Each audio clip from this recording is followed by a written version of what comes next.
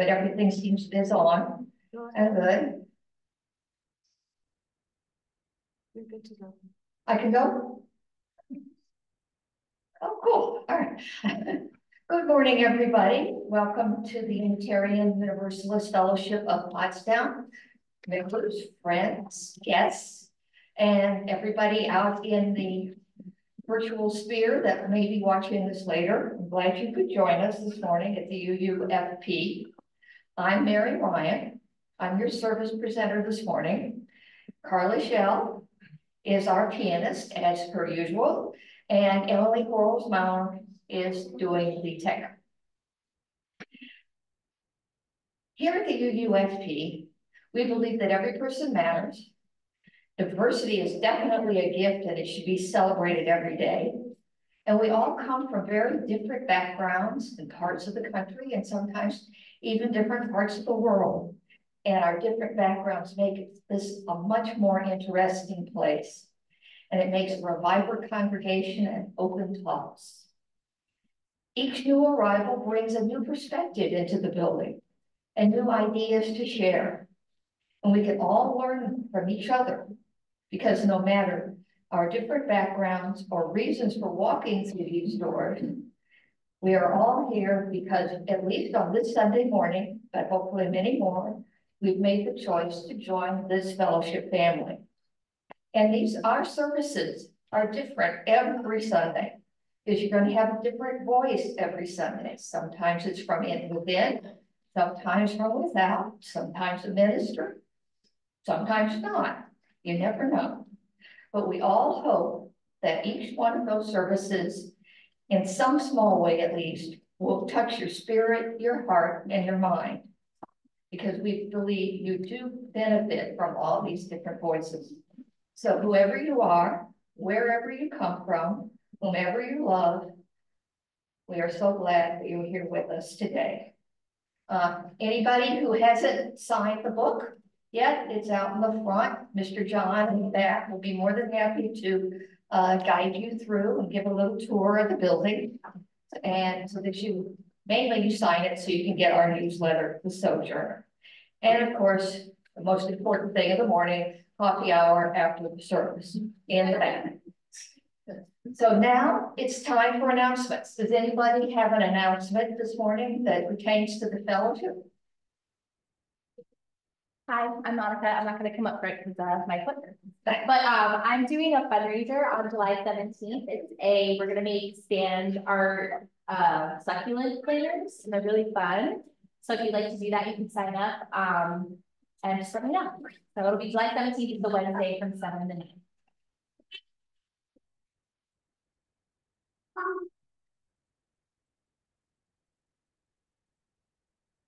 Hi, I'm Linda. As you may or may not know, we are in the process. We will be renting out the room that we use as a nursery. The renters have gone in, they've repainted, they've redone it. Looks very Montessori minimalistic right now.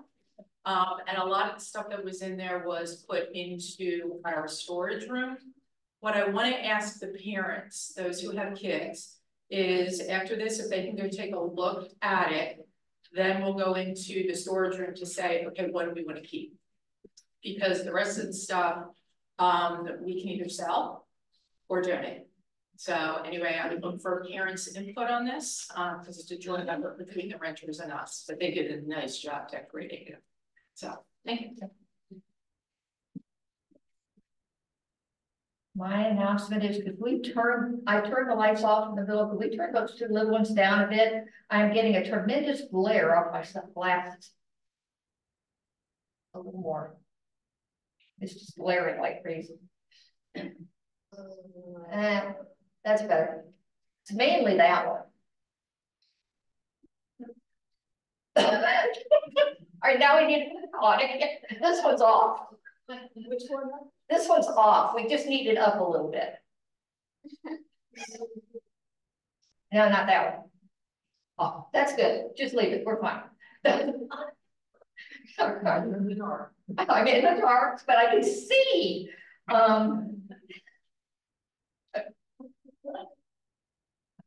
You know, It is what it is. All right.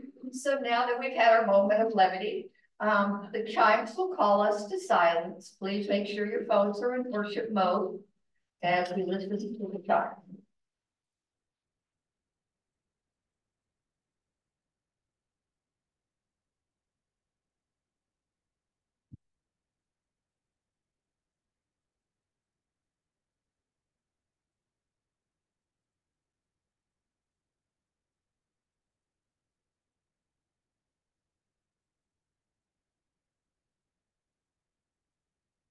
And now it's time for our chalice lighting. Henry's going to light the chalice for us this morning. It's by Elizabeth Strong. Our Unitarian heritage bids us light our chalice in the name of freedom, in the light of reason, in actions of tolerance. We gather in community to celebrate a heritage of freedom, reason, and tolerance. Our Universalist heritage bids us light our chalice in the name of faith, in the light of hope, in actions of love. We gather in community to celebrate a heritage of faith, hope, and love. Let us bring this Unitarian Universalist heritage into our world and our lives today. Okay, please stay seated and we'll sing Spirit of Love.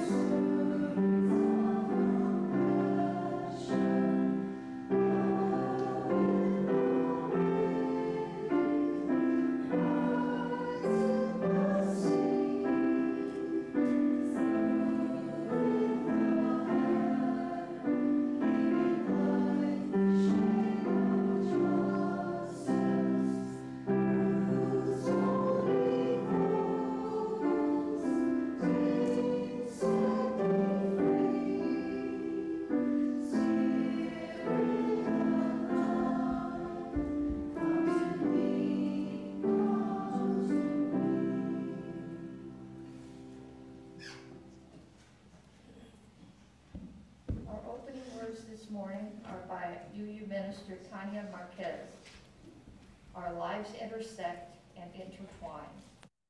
It is a wonder and mystery that our paths have crossed, that in the immensity of time, in the vastness of space, we coincide here. I am in awe of the ways in which we live in which our lives intersect and intertwine, at the beauty we create when we gather. May our coming together make us more compassionate, more just, more caring, and more loving. May our hearts and minds be open to this offering. I am so glad that you are here. Let us worship. Let us marvel at the miracle of being here right now and the mystery that has brought us together. And just a little side because of the picture that I have with that. It's a couple from the UK that I met in Namibia. And this is when they were celebrating after coming down Dune 45.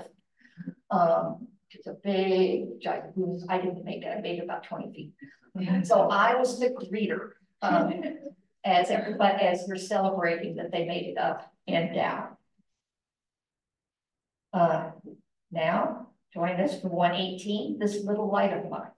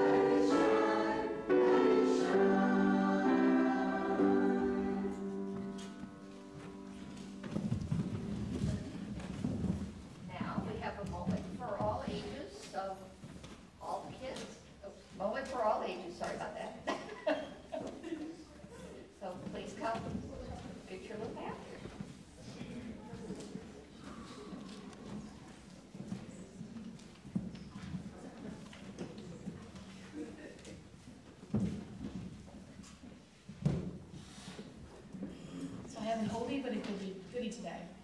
The rainbow fish.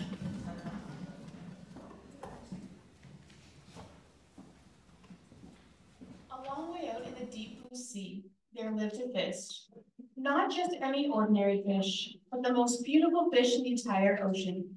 His scales were every shade of blue, green, purple, with sparkling silver scales among them. The other fish were amazed at his beauty. They called him Rainbow Fish.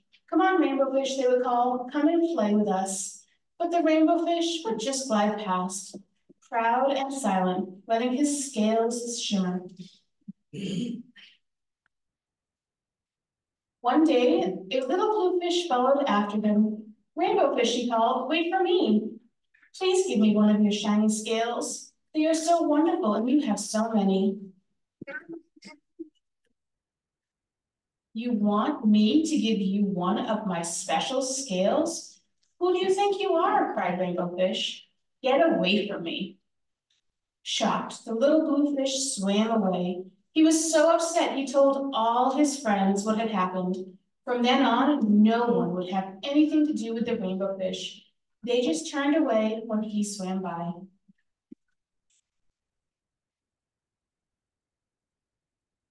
What good were dazzling, shimmering scales with no one to admire them? Now he was the loneliest fish in the entire ocean. One day, he poured out his troubles to the starfish. I really am beautiful. Why doesn't anybody like me? I can't answer that for you, said the starfish. But if you go beyond the coral reef to a deep cave, you will find the wise octopus. Maybe she can help. The rainbow fish found the cave. It was very dark inside, and he couldn't see anything.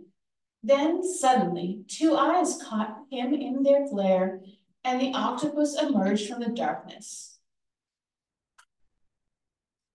I've been waiting for you, said the octopus with a deep voice. The waves have told me your story. This is my advice. Give a glittering scale to each of the other fish.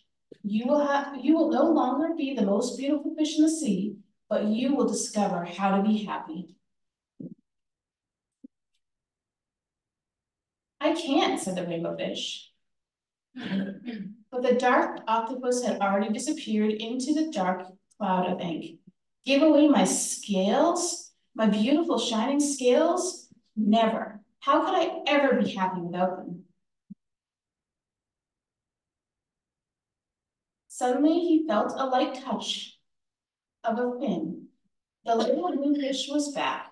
Rainbow fish, please don't be angry. I just want one little scale. The rainbow fish wavered. Only one very, very small shimmering scale, he thought. Well, maybe I wouldn't miss just one. Carefully, the rainbow fish pulled out one of the smallest scales and gave it to the little fish. Thank you very much, the little blue fish bubbled playfully as he tucked the shiny scale amongst his blue ones.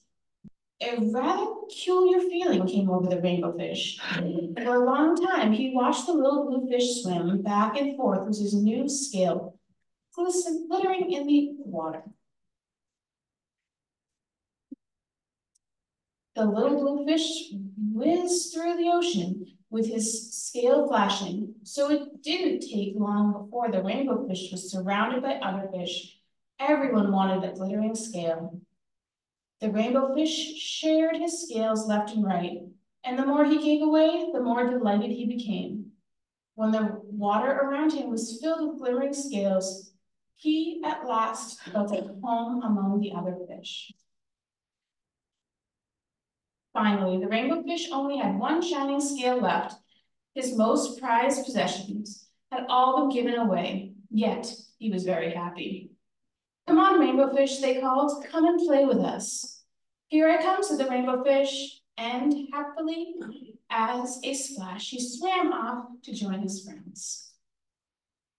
Yeah.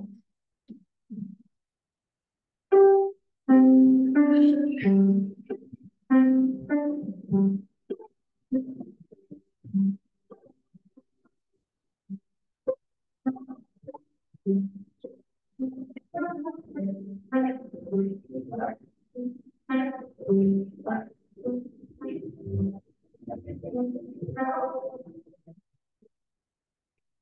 come the baskets, it's such a hint. So it's just so not so.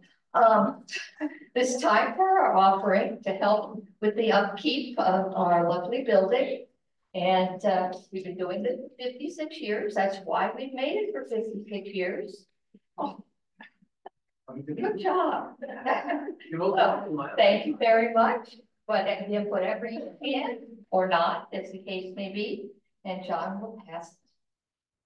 And as always, if you're a newcomer, we're just something slowly here. You can pass it back to the teachers.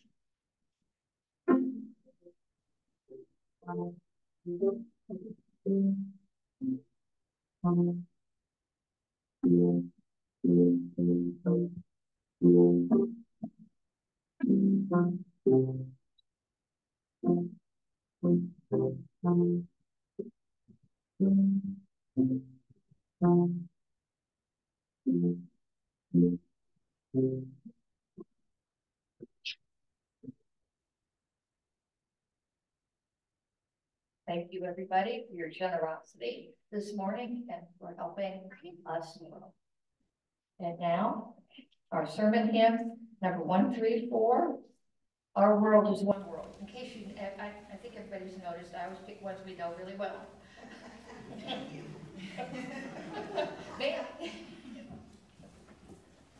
So please stand as you're willing and able.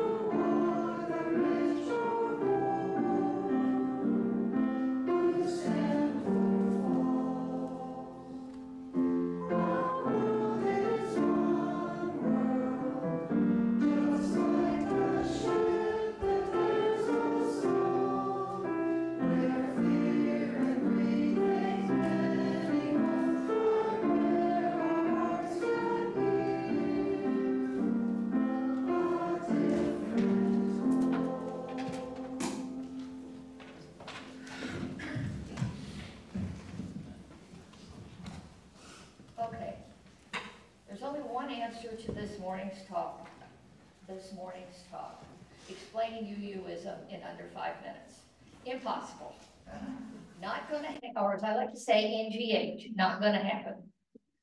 So how could anybody explain what it means to be a Unitarian Universalist in a short amount of time? There's sermon after sermon after sermon on the subject. What does it mean to be a UU? But sometimes it's necessary to have a short and sweet answer to the question. It usually pops up in a conversation where somebody asks you, what is your religion? And you answer, Unitarian Universalist, and you think this. And then when someone says they're a Christian or Jewish or Buddhist or Catholic or one of the Protestant denominations, we at least have kind of maybe a little bit of a clue of what they're talking about and what they believe. However, if you would ask me the difference between all the Christian denominations, I would give you the same blank stare. Years and years ago, maybe 15, 18. One of our founders here at the UUFP, Bob Jones, had a service like this that he called the elevator talk. And it's where we would explain UUism in the length of an elevator ride. Now, some people did it, and then they would come up he would call people up periodically and say, hey, can you give us your elevator talk? And he would with it first. I wasn't one of those. And it has come back to bite me on the posterior more times than I can count. Especially in the last few months when I've been not here, but doing a lot of traveling. And so part of this service was make me do a little better refining of what I usually say. Now, slight history, because it helps to know where the person's coming from. My religious upbringing, when I was a little kid, 6, 7, 5, in there, I was told we were Methodist. I don't know what that means, but we always told we were Methodist. And I went to Sunday summer Bible school. Don't remember anything, but I did go. And then we moved, and that was in North Carolina. My sister and I then, when we moved to Macomb, Illinois, when my dad was teaching at Western, we get on our Sunday best. I actually still have a couple of those dresses because they're so cute. But we get on our Sunday best and walk like this and down to the Sunday school. I remember going a couple of times, and then I don't remember anything else. I do still have the Bible, the children's Bible, they gave it. And I asked my mom a few years later, why did we stop going? She said, well, you said you didn't like it, so fine. And mind you, we were walking to church. Mom and Dad were home. So I would like to say I pretty much grew up unchurched. And that's how I was until March of 1999 when I first came through these doors. Although I did have more religious awareness after we moved back to the Chicago area. And I went to the Niles Township schools in Skokie. Now, Skokie may ring a bell with a few people, but at the time we were there in the late 60s and 70s, it had the largest concentration of concentration camp survivors outside of Israel. And some of my friends had family members with a tattoo on their arms. And so I learned a lot about Judaism and Jewish holidays from my friends. And in 7th grade and junior high, I was sick on Rosh Hashanah and didn't get a note for my excused absence the next day. It had been an excused absence for all the Jewish kids, but not for me. So on Rosh Yom Kippur, I was in class. There were 3 or 4 other kids there too. After that year, though that school system has now closed, well, at least it may, it's changing now, closed for those 2 holidays because it wasn't worth opening up. Then go on to St. Patrick's Day one day in high school. And I actually remembered the green. It was something I never paid any attention to. And my dad looked at me and said, take it off and wear orange. We weren't Catholic, so this was something else I had learned, that the green actually meant something. But it was time of the troubles going on in Ireland. And the IRA was kind of blowing things up all over the place. And then, and also around this whole time, was the murder or the hostage taking and the killing of 11 Israeli athletes and their coaches at the Munich Olympics in 1972.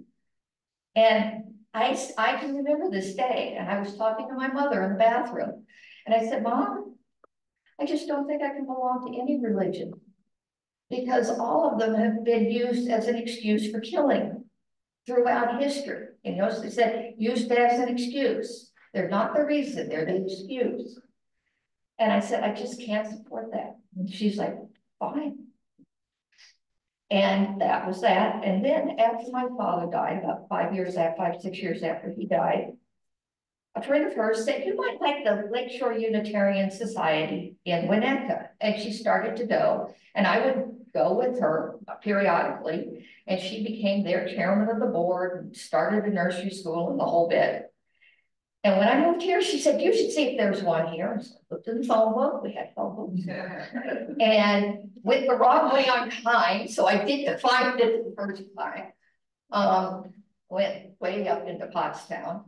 And then I tried a second time, and I'm only 7 minutes, depending on the lights, at 100.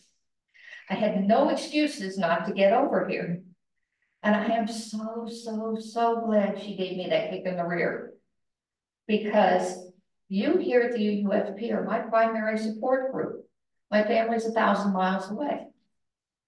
And I love coming here and meeting new people and hearing different stories and getting involved in things such as the garden and doing Sunday services.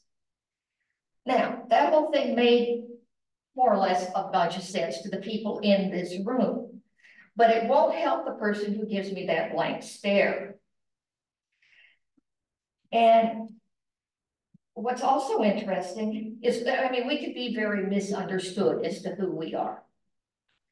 And even educated people don't understand completely what UUism is. On one of the trips, there was a world famous scientist on this trip. And I was listening to him talk and I thought, man, you're a UU. And so I went up to him and I said, are you a Unitarian Universalist? And he said, no, I'm an atheist. I said, well, that's fine with us. Yeah. And he's like, and that was kind of the end of it. He ordered a beer. So how do I explain this to other people?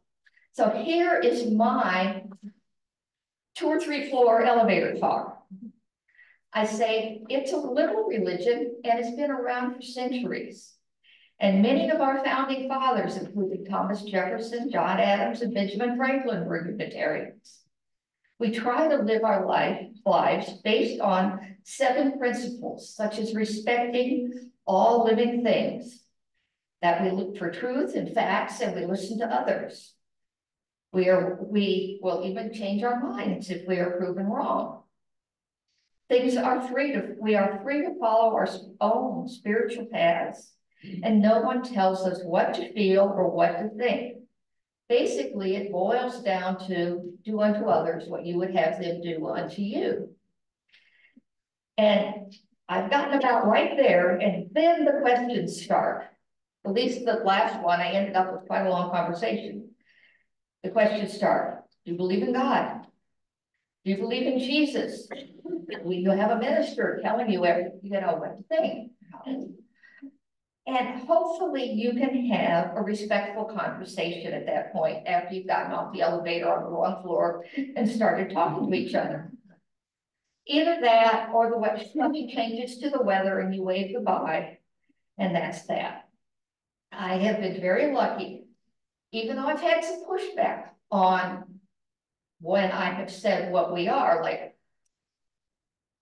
basically, some people don't think I'm going to be happy after I die. But I have managed to remain friendly with these people because we've gotten to know each other as nice people before.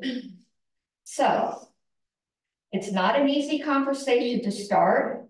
However, on several occasions, I've actually said, oh, I'm a UU. And the answer's been, so am I. Where do you go? Where's your church? And that has been a lovely surprise when that happens. So that one paragraph in my little talk. Now I've gotten some draftees to come up this morning and give what their little elevator talks are. And we're going to go girl, boy. So Sheila is first, followed by Sam, Valerie, and hopefully Steve when he gets back in the room. So Sheila.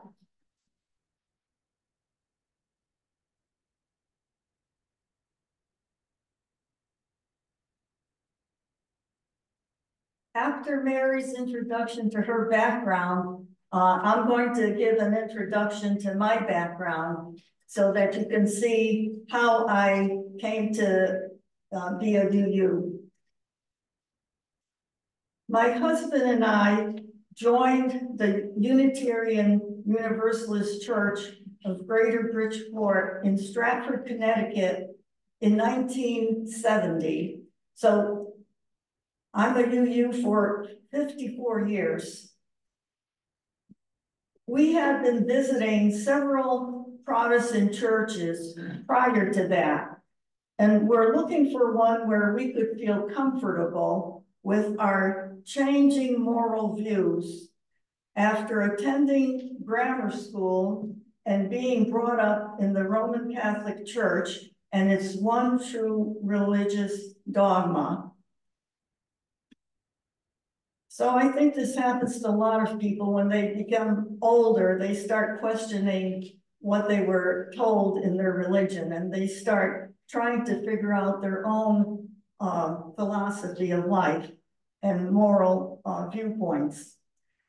During my time in Connecticut, explaining the UU religion to a stranger never came up. My mother-in-law was unhappy with our choice, but accepted it. And my parents didn't care since they didn't even go to church. But they sent me and my brother to Catholic grammar school and church. So you know what that did with our heads. Because of my mother's wishes. My paternal grandparents lived in the same 6-family apartment building, and I was often at my grandmother's when my parents worked. Here in Pennsylvania, in the community I live in, I hear people casually mention what church they go to and say things like, God is good, I am blessed. I ask God to give me a sign if I should marry that man and things like that. In Connecticut, where I lived, people didn't refer to God like that at casual social occasions. It has been a slight cultural adjustment, to say the least, since I moved to Pennsylvania. This past Easter weekend, I was in Walmart in Pottstown, pushing my cart down the vitamin aisle when this pleasant-looking, older, well-dressed gentleman with bright blue, friendly eyes surprised me by asking me if I wanted to talk about the big upcoming event. After a moment of puzzled hesitation, it dawned on me that I was not approached because of who I was as a person, but because he wanted to proselytize about the upcoming glory of the resurrection. My smile remained, but I nicely told him, no, I had a lot more shopping to do today, and left it at that. I don't know if I handled that properly or not, but that's the way I did it. And we both went on our way. This never happened to me in Connecticut, and I felt a bit angry, like my privacy was violated. This is why I don't spontaneously talk about my UU faith to others, only when asked about it, because I didn't like the way I felt about the unsolicited religious conversation the gentleman in Walmart wanted to have with me. However, now that I live in Pennsylvania and not Connecticut, I have to be prepared to explain what a UU believes in, if asked, if it comes up. If I were to explain to someone what Unitarian Universalism is, I would say that first and foremost, Unitarian Universalism is a liberal religion characterized by seeking spiritual growth through the free and responsible search for truth and meaning, resulting in diverse spiritual paths. We don't ask all alike to think alike, all to think alike, and find the same path. We consist of atheists, agnostics, theists, Buddhists, Wiccans, and more. We strive to have an open mind towards intellectual freedom, reason, and tolerance, exemplified by our different sermons and points of view. We have no specific creed, and we are free souls to choose our own beliefs. People of many different backgrounds and beliefs worship together in our Unitarian Universalism. Some believe in God and some don't. Some believe in a mysterious, unexplained sacred force in this world. You can call it God if you want. That is beyond our comprehension. And that's basically what I believe in, since I'm an agnostic. After my husband passed away in 1995, I met and fell in love with a person, my significant other for 23 years, until he died in 2021. He was a non-practicing Roman Catholic agnostic too. We did not see eye to eye, though, on institutionalized religion, although our views were both similarly agnostic. He told me he saw Unitarian Universalism as a social club. I mean, we do like our food and our coffee, that's for sure. And not a religion. In my view, that is not true. We are not a social club. We are a religious community that values our diverse beliefs. We have 7 principles to guide us, and we emphasize love, equality, justice, dignity, and compassion. We teach moral values to our children through our 7 principles, much like the religions that have the 10 Commandments as their guide. Finding a religion that had religious education was very important to my husband and me when we were young potential parents looking for a faith for our future children. The 7 principles are on the back of our service handouts, so you could review it if you want. And I can read it anytime I want to refresh them. I can be prepared for when a person asks me about Unitarian Universalism by carrying the list of the 7 principles in my wallet. It would be okay for me to pull out the list, I believe, of our beliefs and read them to the person who asks about our religion, because I may not have them all memorized, except for the first principle, which most of us can recite, which is the inherent worth and dignity of every person. The second principle is justice, equality, and compassion in human relations. The third principle, acceptance of one another and encouragement to spiritual growth in our congregation. The fourth principle is a free and responsible search for truth and meaning. The fifth principle, the right of conscience and the use of the democratic process within our congregations and in society at large. The sixth principle, the goal of world community with peace, liberty, and justice for all. And the seventh principle is respect for the interdependent web of all existence of which we are a part. Hopefully, the person I'm explaining Unitarian Universalism to has an open mind and can listen to a viewpoint that may be different from his. As a last note, I have felt for a long time that Unitarian Universalism is the only religion I could belong to, and that I have found my religious home here.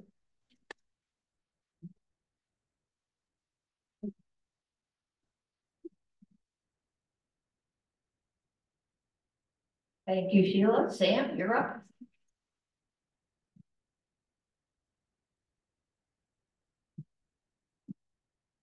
Hi, I'm Sam. Cliff was supposed to be here doing this, but he's in California, so Mary graciously Tuesday asked what I do it and what I be Cliff or what I be me. I wanted to be Cliff, so I'll be me.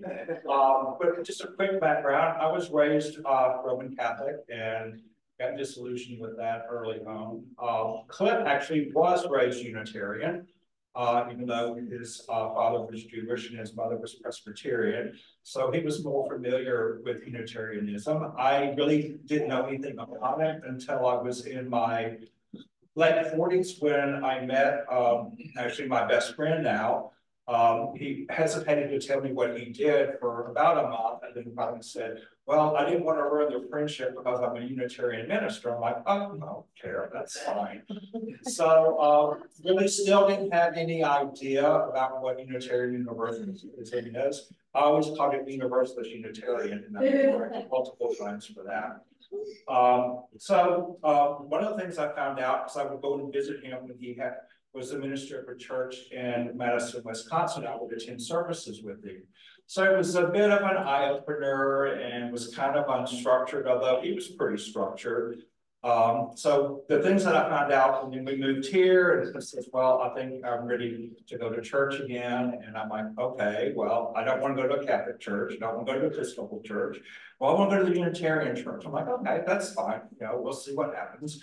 Because we'd been together for a long time and he just didn't do church at all. He says, I have nothing to do with it, don't want to have anything to do with it.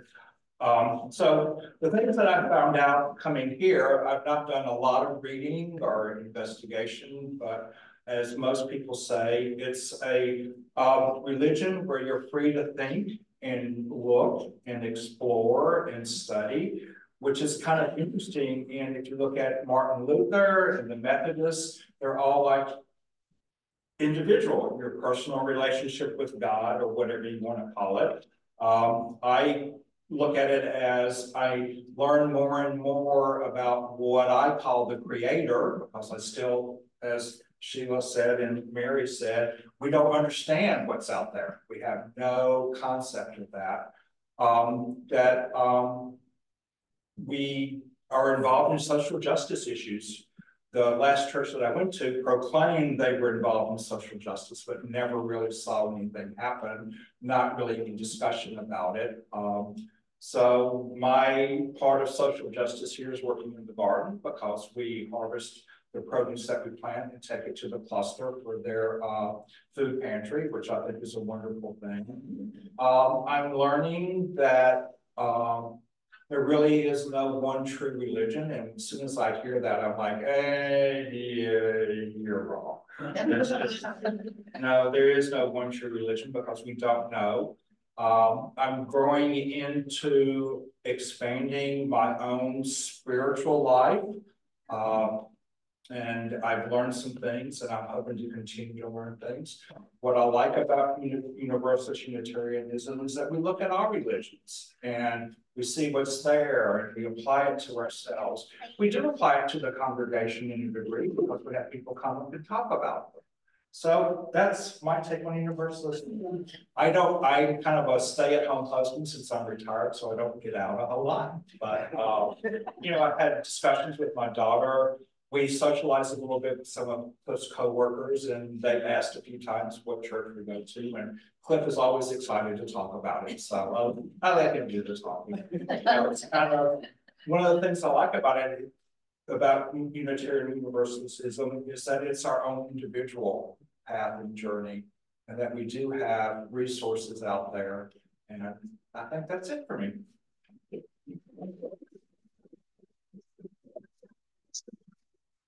Thank you, Sam. And now Valerie, please. Thank you.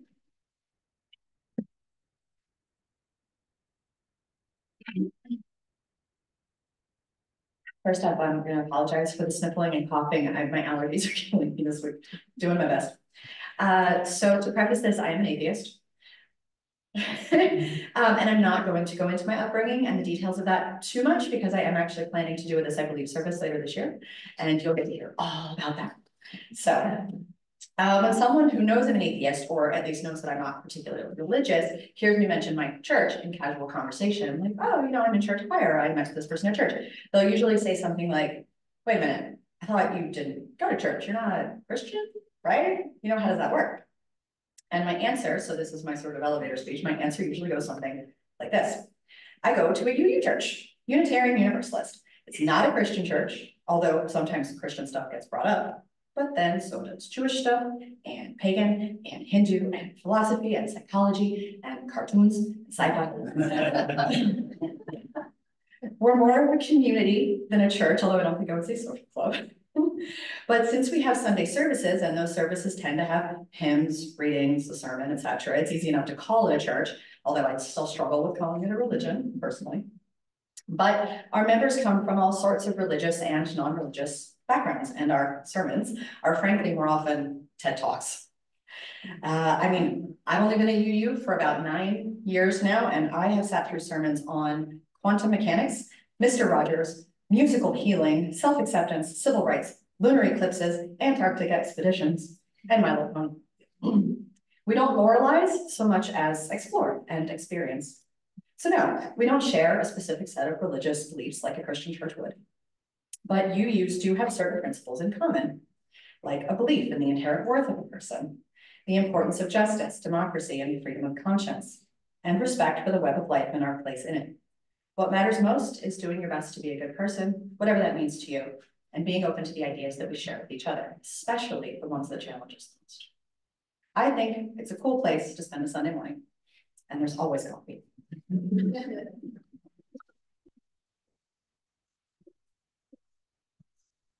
Thank you, Valerie. And now Steve, last but not least.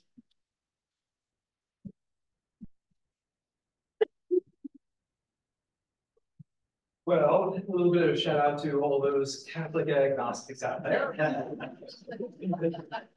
So I was brought up in the Catholic faith as well as the rest, but about age 7, I started to pick up between Santa Claus and God, and it all kind of fell a bit apart for me. My wife is also in this club, though she spent her all the way through college going to church every single Sunday. But for her, it was a lot more about the community, about the people, and also the ceremony goes with it. You love the songs. Love the songs. But after a while, I corrupted her and we stopped going to church altogether. And pretty much we found our communities elsewhere. But now that we've had kids, and suddenly my wife comes in, it's like, she's been talking about it for a while. And now she's like, here, why don't you read this? And she gives me the 7 principles. I'm like, okay, I'm in. This is something that I can get behind. And what I see, and I've been UU for about 30 days. I am the newest, so my speech and my view of it is very green and very fresh. But the short explanation, if somebody's going to ask you, well, what is UU? What is Unitarian Universalist? No, see, that's how, I can't remember which direction it goes. So it would go, it is a group that comes together about the person that is sacred. It is not just about their spirituality, but there can be atheists as well here. It's about people coming together, searching for truth together, being together and helping each other and helping the world. It is not about the simple dictates of one book or another book, but the discussion of all of them together and how it can be brought, how it brings people together, as opposed to niggling on all these little irrelevant details, all these things that fight them. Instead, we work towards truth, and we talk to each other, and we talk to others, and we give respect, and we give love. And that is what it is most about. The people and being together. That's my short take that I can put together in 60 seconds. Thank you.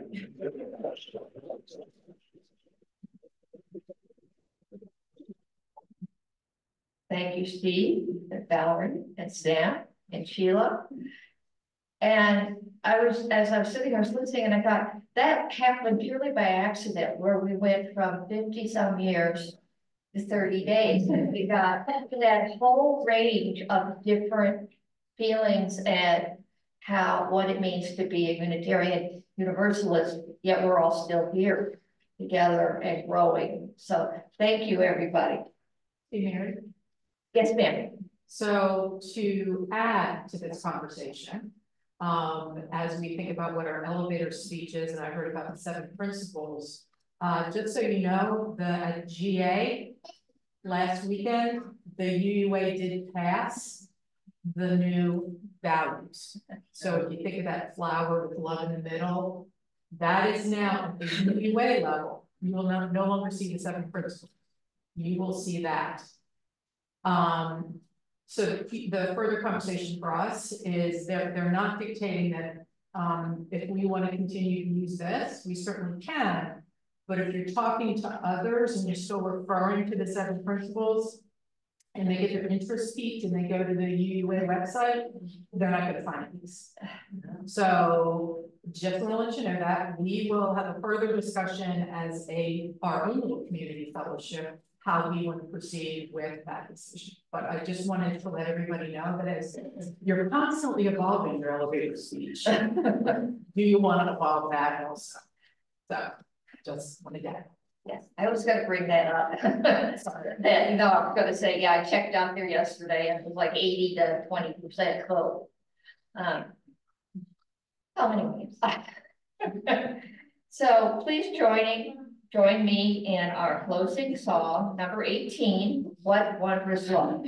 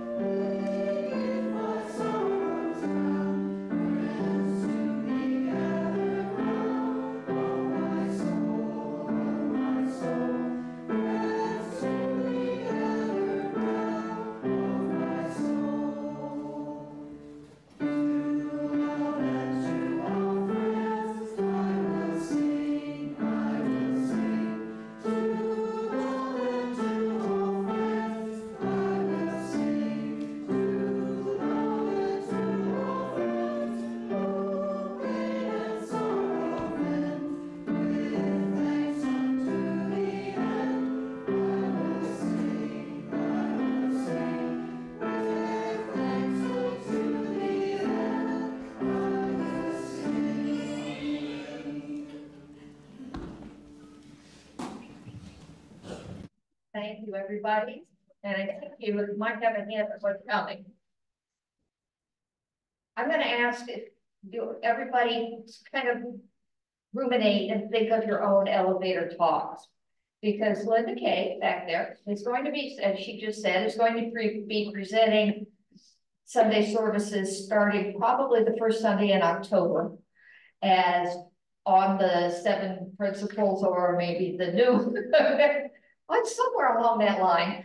And what we'd like to do is during that service have one person who will know they're coming, they're not just going to be tapped, to give their elevator talk. And we've heard some good ones, and you're totally free to do all the cribbing and stealing from anybody else's that you like, because we'll consider that, a compliment. That we like your thing so much that we're gonna steal it. Yes, Brenda. I think it would be neat to have, Have them written. like that, to hand out, like, examples of people's elevator speeches, because I'm not so good at writing. That's an excellent idea. I like that. Get it off the amendment. Okay, well, we'll figure out how to do that. You can help me. You just, you know what they say, don't make a suggestion, you're gonna get drafted. So, now we've arrived at the time for joys and concerns. And does anybody have anything they would like to share?